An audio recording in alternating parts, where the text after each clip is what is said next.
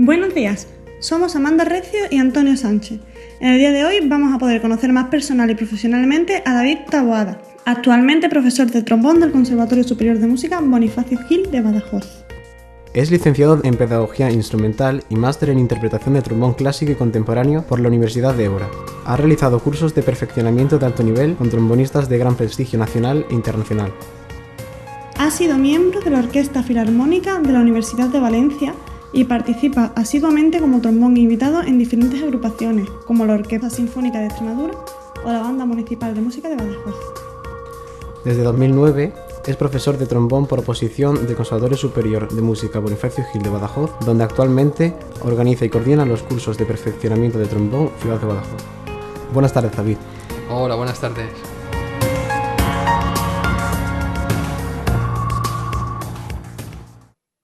Empezó tocando la trompeta y cantando en una escolanía. ¿Qué le hizo cambiar de instrumento y elegir el trombón? Bueno, realmente la información no es cierta del todo. Bueno, sí que es cierta, lo que pasa es que hay algo más. Realmente empecé tocando el tabalet. El tabalet es un tambor típico del folclore valenciano, a la edad de 6 años. Empecé acompañando tabal y dolçaina, pero nada, duró poquito hasta que descubrí que ya me dijeron que había que estudiar algo de solfeo y elegir algún instrumento. Entonces la trompeta de siempre me había gustado y empecé directamente con ella, hasta que claro, cosas que pasan en las bandas de los pueblos, en mi banda ya había bastantes trompetas y me dijeron que tenía labios de trombonista. Lo que ocurre es que no había ningún trombonista en la banda. Y me dijeron, tú tienes labios de trombonista, y me dieron un trombón de pistones, no lo quise, lo devolví varias veces y me compraron con la idea de empezar a tocar en la banda ese mismo día. Como ya tenía unas nociones básicas de trompeta, me dijeron, bueno, pues si accedes a tocar el trombón, empezarás hoy mismo en la banda. Y así fue. Realmente no me llenaba del todo hasta que conocí un profesor de una banda cercana, de un pueblo cercano, que me llevaron allí y me enseñó el trombón de varas. Y el primer día que lo vi, yo no sabía ni que existía ese tipo de instrumento. El primer día que lo vi me enamoré del sonido, de la potencia y de cómo se alargaba, ¿no?, la vara, y aquello me impactó. Y ya hasta el día de hoy. ¿Alguien más de su familia se dedica a la música? ¿Son sus padres músicos? No, realmente soy el único que le ha dado por la vena artística musical. Nadie, con ningún antecesor ni nada. ¿Qué es lo que le motivó a ser músico? Lo que más me motivó a ser músico, pues realmente no lo sé, pero desde muy pequeñito, música que salía en la tele, música que imitaba, llevaba el ritmo, cantaba, la bailaba, o sea que siempre me ha llamado mucho la atención lo que es la música. Siempre he estado, además, soy demasiado pesado con el ritmo, en las mesas, en todo, siempre estoy dando golpecitos. De no haber sido músico, ¿qué otra cosa le hubiese gustado ser? Pues sinceramente pocas veces me lo he planteado, pero todo lo que vaya relacionado con la naturaleza y animales me gusta. Es decir, seguramente veterinario o pastor de ovejas o algo así, pero me encantan los animales, entonces seguramente hubiera ido por esa rama. La música, además de su trabajo, es un hobby. ¿Tiene algún otro hobby? ¿Practica algún deporte? A la vista está que, bueno, queda un poquito en duda, ¿no? Lo que es deporte no. Hubo una temporada que me enganché bastante al tai chi y al yoga, ¿vale? Que son disciplinas más que deportes, ¿no? De artes marciales, en caso del tai chi. Pero también alguna vez he practicado durante alguna temporada larga algo de running, que estará muy de moda, ¿no?, el correr, pero realmente no soy poco deportista. ¿Qué fue lo más duro de estudiar música? Lo más duro de estudiar música, sin duda alguna, el paso a la dificultad, cuando empiezan a incluir más dificultad en las programaciones de lenguaje musical. Antiguamente le llamábamos solfeo. Ahí es donde todo el mundo sentimos dudas y decimos, ¿para qué quiero yo esto si yo lo que quiero es tocar el trombón, ¿no?, en la banda? ¿O por qué tengo que aprender estas cosas tan difíciles? Y ahora las agradezco de haberlas aprendido de aquel modo. ¿Y lo más gratificante? Lo más gratificante es conocer gente, el poder viajar, ver mundo, sentarte en una agrupación y ver que eres parte de un todo, que sin ti ese todo no funcionaría, ¿vale? Y viceversa. Y luego, sobre todo, ver cómo alumnos parten desde cero y ver sus éxitos, ver los éxitos de los alumnos, lo veo reflejado en mí, o sea, son éxitos míos en cierto modo, ¿no? Entonces eso es gratificante, cuando ves que un alumno triunfa, un alumno consigue algún premio, algún alumno entra en en algún máster o incluso ya cuando terminan la carrera y consiguen plazas de trabajo, ostras, eso es muy gratificante. ¿Pensó en algún momento de su vida como estudiante en renunciar a la música? Pues no, siempre hay momentos de flaqueza, como te decía, ¿no? Cuando empieza a complicarse el tema con el lenguaje musical y se pone un poco ya la cosa un poquito más aburrida, pero no, vas con menos ganas, pero siempre vas, nunca se me ha pasado por la cabeza. ¿Cómo compaginó sus estudios del grado profesional con el bachillerato? Pues esto ya es un poco más complicado en mi caso, porque en un principio realmente el grado profesional lo cursé con el bachillerato ya por otro lado, acabado. Es decir, una temporada de mi vida, durante unos 5 o 6 años, que sí que abandoné la música de modo profesional, nunca de modo académico. O mejor dicho, sí, de modo académico, pero no como hobby o como una actividad más, ¿no? Por motivos personales. Y empecé a trabajar en un taller de mecanizados con una fresadora. Luego he tenido 100.000 trabajos. Entonces, cuando retomé los estudios, cursé lo que es el grado profesional, grado medio, que se llamaba antiguamente, compaginándolo con un duro trabajo de 12 horas diarias. Por eso a veces me suenan un poco las excusas. Llegaba con las manos cortadas llenas de llagas y hacía piano complementario o tocaba el trombón con heridas en las manos y no podía ni aguantarlo. Pero eso en parte me hizo un poco apreciar más lo que tenía, hasta que ya decidí entrar en el superior, hacer la prueba superior y dedicarme exclusivamente a lo que es la música.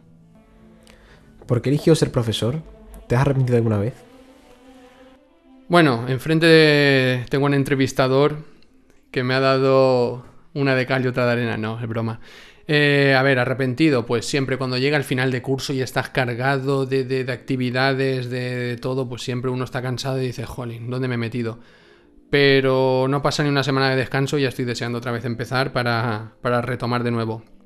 Es decir, el tema de la enseñanza en un principio ni me lo planteaba. Directamente ni me lo planteaba, ¿no? Porque siempre cuando uno es joven lo que quiere es tocar en una orquesta, tocar en...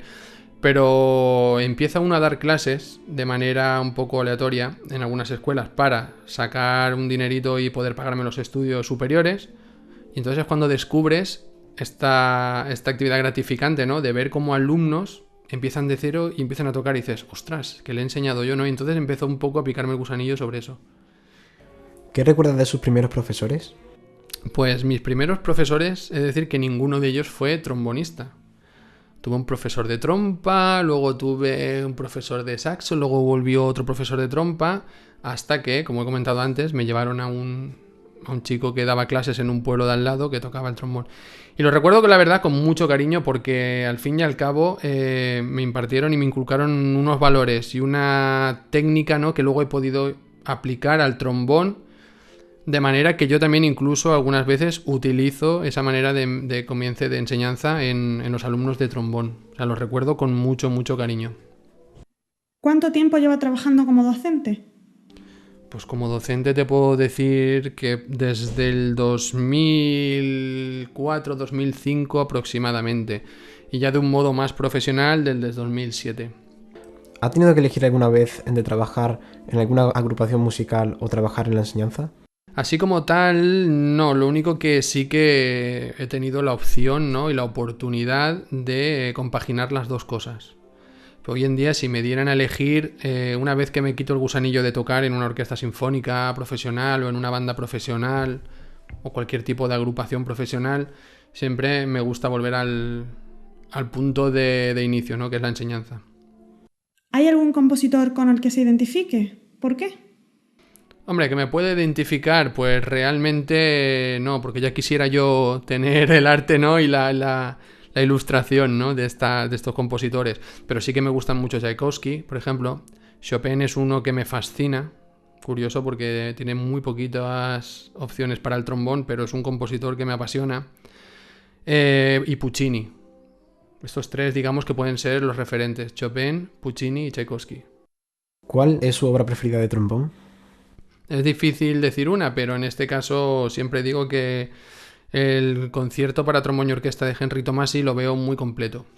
¿vale? Musicalmente, saber exprimirlo, tiene mucho colorido, unos matices geniales para la orquesta, una instrumentación genial y quizás es menos comercial, pero es uno de los más emblemáticos y de los que más alegrías me ha dado.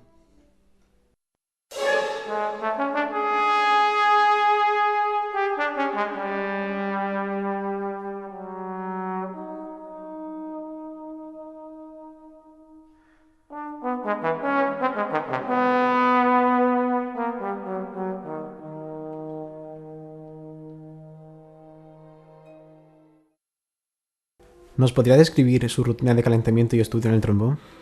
Bueno, tú deberías de saberla como trombonista, pero bueno, ciñéndonos a la entrevista, pues siempre empiezo con ejercicios de aire, bien sean de respiración o dentro del instrumento, luego sonando siempre con aire por armónicos, glisandos y armónicos, siempre sonido, ¿vale? Pasamos del aire al sonido, luego ya pasamos a la flexibilidad, articulación, escalas que no pueden faltar, ¿vale? Y luego ya directamente, pues una vez trabajado todo esto, lo último sería mirar estudios o obras o pasajes orquestales o lo que requiera el día a día. ¿Cómo de importante considera la elección de una boquilla en el sonido del trombón? Vale, pues la importancia de la elección de la boquilla es, bajo mi punto de vista, de lo más primordial que tenemos a la hora de la comodidad, de la articulación y sobre todo del sonido. Cuando una persona está cómoda, directamente influye en su sonido y en su articulación, ¿vale? Luego hay una cierta combinación de factores. Llevo bastante tiempo investigando sobre esto, más que investigando, experimentando, ¿vale? La palabra no sería investigar. Y estoy llegando a la conclusión que al final lo más práctico es una boquilla cómoda. Teniendo una comodidad, lo otro se puede trabajar mejor, porque sacrificar comodidad por un sonido determinado o una cierta facilidad en la articulación. Entonces, la importancia de la elección de la boquilla, si tenemos que poner un porcentaje, estamos hablando de un 89-90% del resultado final. Hasta aquí la entrevista a David Taboada. Muchas gracias por su tiempo y por su labor como docente en el centro. Muchas gracias a vosotros.